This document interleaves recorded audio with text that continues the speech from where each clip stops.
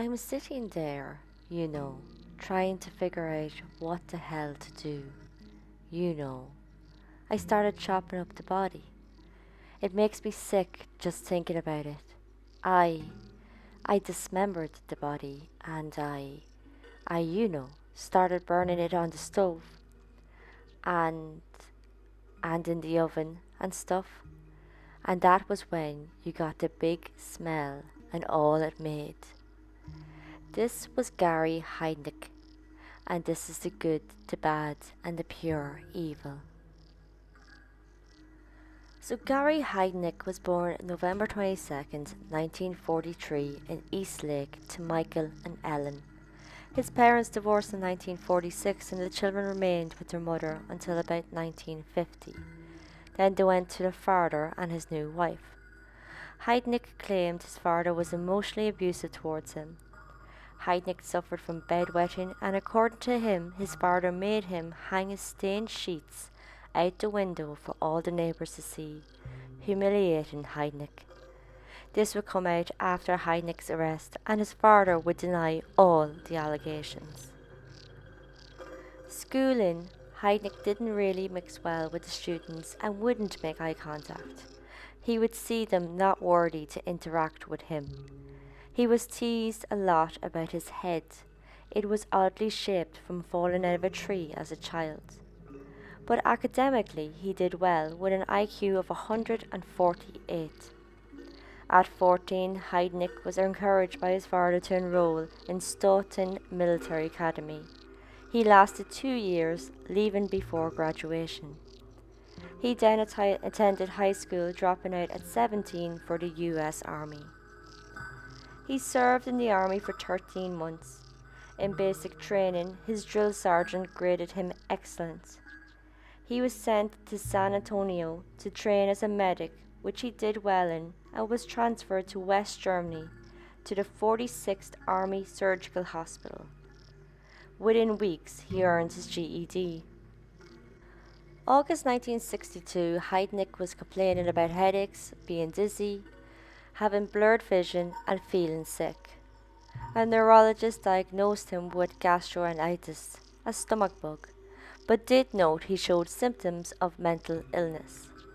October 1962, Heidnik was taken to a military hospital in Philadelphia.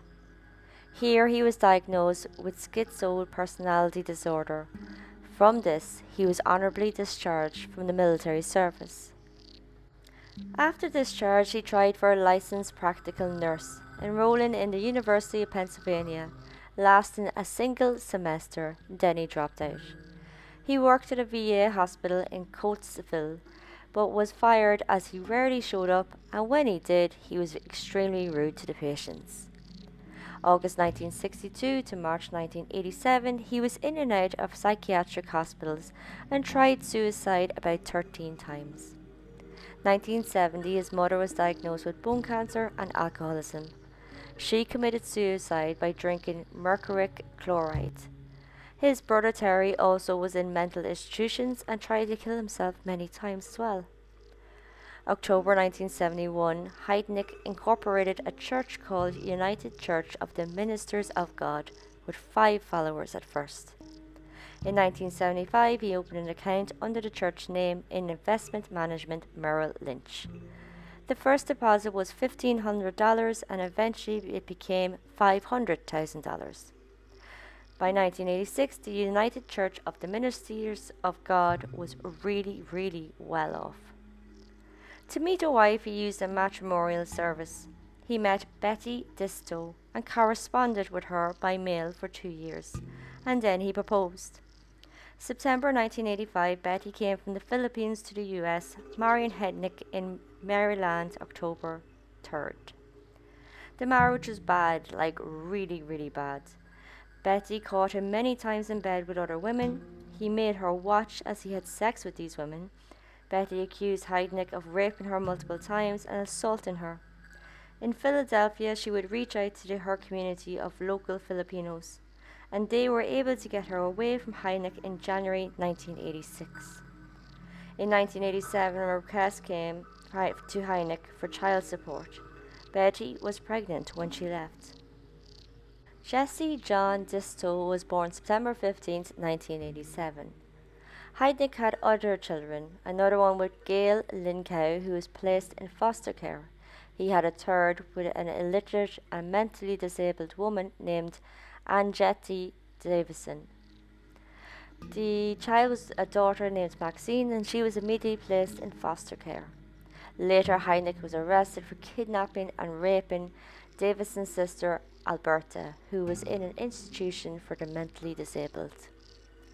So, his crimes. In 1975, Heidnik was charged with aggravated assault and carrying an unlicensed pistol after shooting a tenant of a house he offered to rent. He grazed the man's face. In 1978, Heidnik went and signed out Alberta, the sister of his then girlfriend, Angetta Davison, from a mental institution for a day. He imprisoned her in a locked storage room in his basement. She was found and returned to hospital. At the hospital, she was examined and found to have been raped and sodomized, as well as contracting gonorrhea. Heidnik was arrested, charged, and convicted of kidnapping, rape, unlawful restraint, false imprisonment, involuntary deviant sexual intercourse, and interfering with the custody of a committed person. The sentence was overturned on appeal, and he spent 3 years in a mental institution, being released April 1983.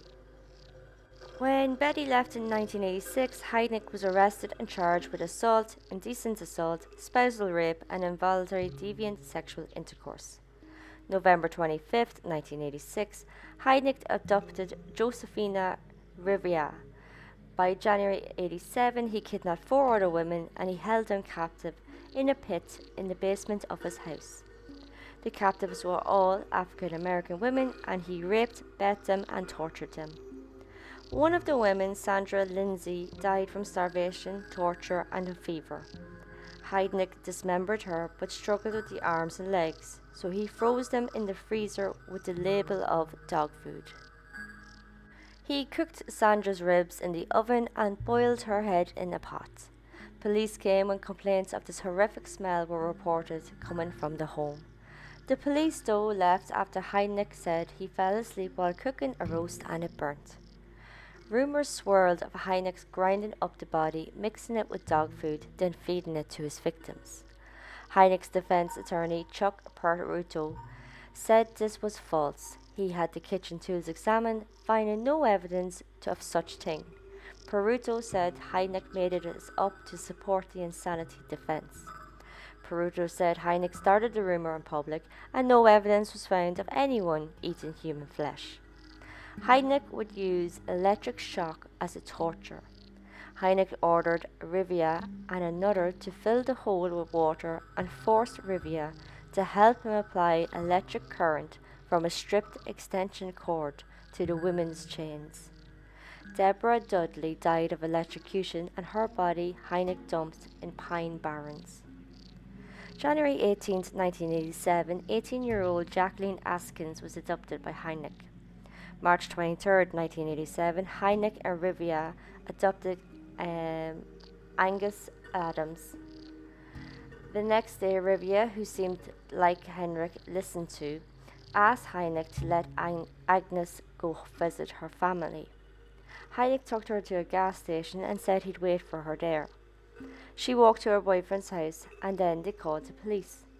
When officers arrived, they noted chain marks on her legs and so went to the gas station and arrested Heidnik. His so-called best friend, Cyril Tony Brown, was also arrested. Brown was released on $50,000 bail with an agreement to testify against Heidnik. Brown did admit he witnessed Lindsay's death in the basement and admitted witnessing Heidnik dismember her body. After Heidnik's arrest April 1987, he tried to hang himself in jail but failed. So when arraigned, Heidnik claimed the women were already in the home when he moved in. A trial defense went with the insane route, but this was successfully rebutted by the prosecution. The fact that he successfully amassed $550,000 in his brokerage account proved him as very much sane and competent. July 1st, 1988, Heidnik was convicted of 2 counts of first-degree murder, 6 counts kidnapping, 5 counts rape, 4 counts aggravated assault, and 2 counts involuntary deviant sexual intercourse. He was sentenced to death. 1997, his daughter Maxine and ex-wife Betty filed a suit in federal court to request a stay of execution on the fact he was not competent to be executed. 2 years of legal back and forth, and July 3rd, 1999, a final ruling was made for Heidnik to be executed.